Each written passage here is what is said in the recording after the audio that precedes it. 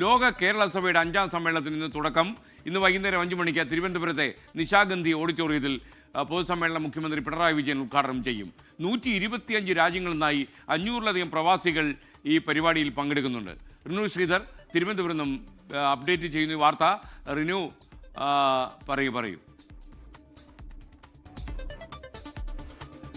Good morning SKN. ലോക കേരള സഭയുടെ 5ാം സമ്മേളനത്തിന് ഔദ്യോഗികമായി ഇന്ന് തുടക്കമാവുകയാണ്. വൈകുന്നേരത്ത് തിരുവനന്തപുരത്തെ നിശാഗന്ധി ഓഡിറ്റോറിയത്തിൽ വെച്ച് നടക്കുന്ന പൊതുസമ്മേളനം മുഖ്യമന്ത്രി പിണറായി വിജയൻ ഉദ്ഘാടനം ചെയ്യുന്നതോടുകൂടിയാണ് ലോക കേരള സഭാ സമ്മേളനത്തിന് ഔദ്യോഗികമായി തുടക്കം കുറിക്കുന്നത്. നാളെ ആർ ശങ്കരനാരായണൻ തമ്പി ഹാളിൽ, നിയമസഭയുടെ ഹാളാണ്.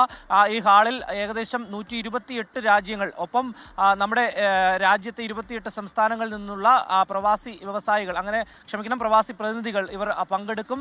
വലിയ ആഘോഷമായി തന്നെയാണ് സർക്കാർ ഈ പരിപാടിയെ കണ്ടിരിക്കുന്നത്. പ്രതിപക്ഷം ഈ സമ്മേളനത്തിൽ നിന്ന്, ലോക കേരള സഭാ സമ്മേളനത്തിൽ നിന്ന് വിട്ടുനിൽക്കും. ആദ്യഘട്ടം മുതൽ അത്തരമൊരു പ്രതിഷേധങ്ങൾ ഉണ്ടായി. അത് തുടരും എന്നുള്ളതാണ് നമുക്ക് അറിയുവാൻ വേണ്ടി കഴിഞ്ഞിട്ടുള്ളത്. മറ്റേറ്റവും പ്രധാനപ്പെട്ട ഒരു കാര്യം, 36 രാജ്യങ്ങളിൽ നിന്നുള്ള പ്രതിനിധികളുമായി തുടങ്ങിയതാണ് 1ാം ലോക കേരള സഭ. ഇപ്പോൾ 5ാം സഭയിലേക്ക് എത്തി നിൽക്കുമ്പോൾ ഏകദേശം 128 രാജ്യങ്ങളിൽ നിന്നുള്ള പ്രതിനിധികൾ പങ്കെടുക്കും. വലിയ ചർച്ചകളും സംവാദങ്ങളും വിവിധ വിഷയങ്ങളിൽ സംഘടിപ്പിച്ചിട്ടുണ്ട്.